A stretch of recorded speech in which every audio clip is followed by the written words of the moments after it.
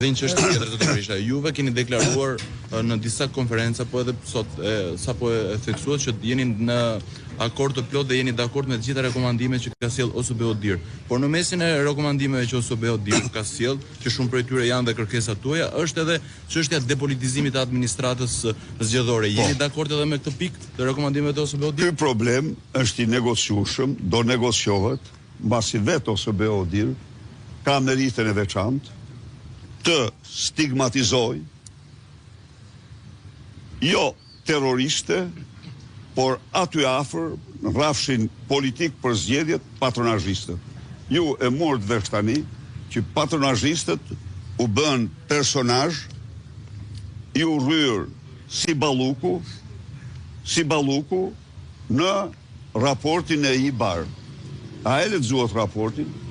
A e pat ju që damkoseshin rrjetet patronazhistëve dhe është shumë rëndësishme, po ju problemi është këtu. Prapë unë e them këtu, domethënë, censurimi i raporteve ndërkombëtare që damkosin qeverinë dhe mbrojnë interesat e qytetarëve është një akt jashtëzakonisht i dënueshëm i mafjes së fjalës së lirë. Raporti ka qenë çdo media. Janë pronar, jo, e di s'ka qenë, ta them unë. Ka qenë ajo që Sali Berisha, Stalini, Sali Berisha Enveri me zgjedhjet e tij. Ajo ka qenë në çdo media. Imagjinoni ju, referendumi i Enverhosh dhe referendumi i Stalinit. I kuptoni këta se ç'bëjt? Edhe thot ka qenë çdo media. Jo, Isa, nuk ka qenë çdo media. I kam nekun.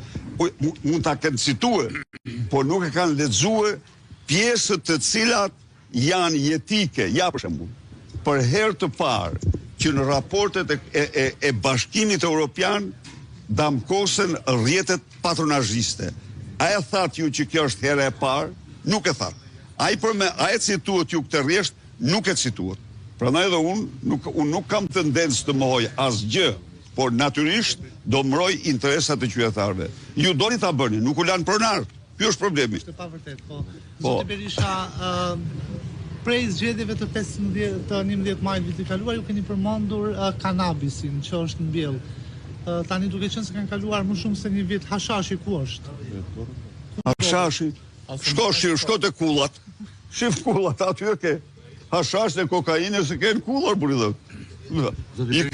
E ke aksionerësh, a e din ti, njerëzit rëndom thonë që kjo është kulla e Edi Ramës, këto janë katet e Edi Ramës, këto janë katet e Olsi Ramës, unë s'jam as kadasash, po ku e ke atë kulla, po si po rritën kullat, më thuaj ti mua, pse po shpërndahen qytetet tjera, këto janë.